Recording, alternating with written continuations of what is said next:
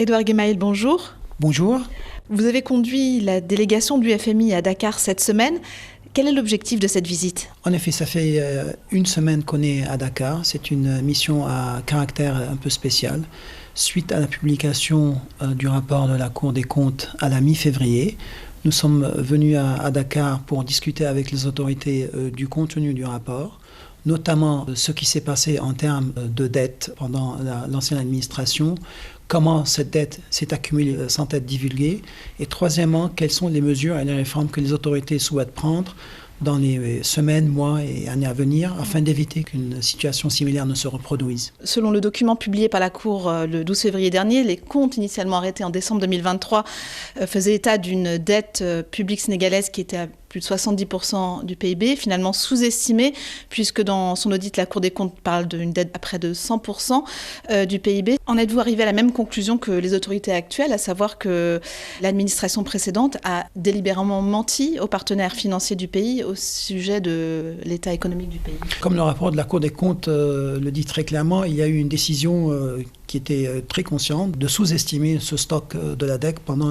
les années précédentes. Donc on est d'accord avec la conclusion du rapport de la Cour des comptes. Donc on peut parler de mensonge. Il y a une sous-estimation. Donc on a une partie de la dette qui a été cachée et ceci a permis aux autorités de pouvoir s'endetter plus sur les marchés, de donner un signal plus positif aux marchés financiers et aussi de pouvoir s'endetter à des taux plus favorables que ce que ces taux auraient été si la dette était plus élevée. Des sources parlent de 7 milliards de dollars qui auraient été détournés. Vous confirmez ? 25% du PIB, c'est à peu près 6-7 milliards de dollars. Je ne dirais pas détourné, c'est un endettement qui n'a pas été dévoilé. Et donc le stock de la dette a été sous-estimé par à peu près ce montant, 6-7 milliards de dollars. C'est un chiffre gigantesque. Dans ces conditions, le Fonds monétaire international peut-il continuer à prêter de l'argent au Sénégal comme le demandent les nouvelles autorités ? C'est pour ça, la première étape, dans les semaines qui viennent, c'est de pouvoir déterminer ce qui s'est passé, comment c'est passé et quelles sont les mesures que nos autorités vont prendre afin d'éviter ceci de se répéter dans le futur. Une fois que nous avons tout ceci, nous allons soumettre un dossier au conseil d'administration du FMI.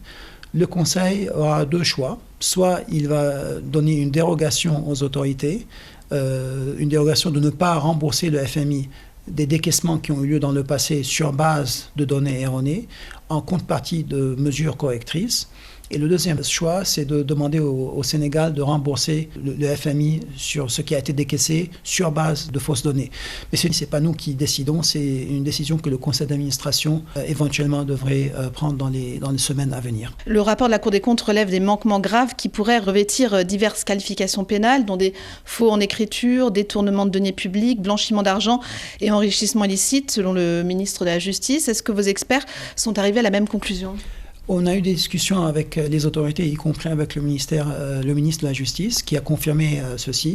C'est le rôle du ministère de la Justice et de la justice sénégalaise de poursuivre ces faits. Mais est-ce que vous les qualifiez de la même façon ? Il faut laisser la justice prendre son cours et les investigations prendre leur cours, et puis ceci va déterminer si ces faits ont eu lieu ou pas lieu. En tout cas, on peut parler de manquements graves. Il y a eu un certain manquement, absolument. En 2016, le FMI avait suspendu ses financements au Mozambique après la découverte d'1 milliard de dollars de prêts cachés. Est-ce qu'il est possible que le FMI fasse de même avec le Sénégal ? Pour le moment, le programme avec le FMI est suspendu afin de résoudre la question de la fausse déclaration de données. Une fois que notre conseil d'administration va statuer sur cette affaire, à ce moment-là, on pourra reprendre les discussions sur un programme. Ce qui veut dire qu'à ce jour, le Sénégal, qui est en cas de liquidité et qui demande au Fonds monétaire international de reprendre le prêt qu'il a entamé avec lui, à ce jour, vous n'êtes pas encore en mesure de dire si ça va reprendre ou non. Jusqu'à ce jour, on n'est pas en situation parce qu'on doit résoudre le problème des fausses données.